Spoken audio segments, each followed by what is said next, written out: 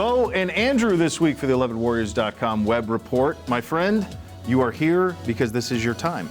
This is 2 national signing days. We get the first one on Wednesday. All of the chatter, all of the effort is, at this point, from a fan perspective, is Emory Jones. It's understandable why. This kid has been on fans' radar for 2 and 3 years. He's been committed for a couple of years. The comparisons to former Urban quarterbacks are plentiful. He is viewed as, many people, I mean, even when Tate Martell signed, it was like, yeah, but he's never going to play because they have Emory Jones. I mean, that was common. And here we said, this is a kid who took a visit to Florida this weekend, took a visit to Florida State, Sunday, Monday, if I've read you correctly. I want to say Friday and Saturday was Florida. Florida, Sunday, Monday, Florida State. Yep. Okay, so he's visited the Sunshine State's best. He's going to sign on Wednesday, and he's going to enroll in January. Any gut feeling?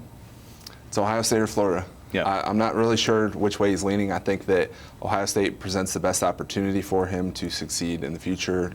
He may not see the field as early as what he would at Florida because Florida doesn't have a quarterback in the current class, and Ohio State does, plus has Dwayne Haskins, Joe Burrow, Tate Martell all in front of him. I think he ultimately wants to be at Ohio State. Whether the opportunity is still there or not is up for question. So. Well, this is what's crazy about this, because if you had said, 6 months ago, if there's a possibility that Emory Jones doesn't come to Ohio State, the sky had fallen. I mean, that was the perception. But Ohio State, look, this is a kid who and I don't, look, it's a tough spot. He has taken the visits to Alabama. He's taken the visits to Florida schools. I'm sure Ohio State wants a steady commitment. They're not getting one out of him. Yeah. And so now we're stuck and we're 2 days away and we don't know what's going to happen. And you said on the television show we do that you're not sure if he knows what's going to happen. And that's the thing, over the summer, he had the opportunity to just shut things down. He came to Friday Night Lights, said, I want to check out Florida, Florida State, Alabama, Auburn. And so he was kind of given that little leeway. And then he went to Alabama 4 times or 3 times over the fall. And then it just seemed like there was no room left in Ohio State's class for him. He just didn't seem to fit, didn't seem to want to be here. And then now he's getting to the point where we're not sure if Alabama has a room for him, if Florida, how much room Florida can make up in a matter of a weekend, how much room Florida State can make up in the matter of a weekend. Right. And it's just kind of, nobody really knows what's going on. I don't think he does either. That's the tricky part. I mean, this is a recruitment process that's taken a couple of years for him. And Florida, Dan Mullen and Taggart are trying to make up that ground in a weekend. Yeah. So that's a tricky spot. And, he's always been committed to Ohio State, but it's kind of been nebulous. So you don't know what it actually means. Yeah. It'll be fascinating the last couple of days. And of course, follow Andrew for it. Let's talk about Jaden Woodbay, another guy who's committed to Ohio State, he visited Florida State, but of course he's got so many ties to Southern California. What's your feeling on him?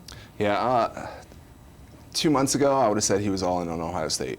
There was questions from the very beginning the very beginning of his recruitment about what he wanted to do. Whether he was going to stick at home, be at USC, following his father's footsteps.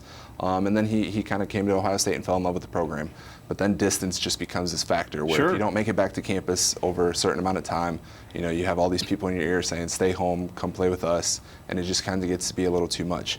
And then he goes to USC on Friday, is at Florida State on Saturday, and then you're wondering, is he really committed to Ohio State? Taryn Vincent, defensive tackle commit, calls him out on Twitter, and it's like, what's going on? And it's one of those things that I think when push comes to shove on Wednesday, he'll end up committing to USC. This is a wild time. This first signing period has just condensed it, and it's really put a lot of pressure, I think, on the kids too.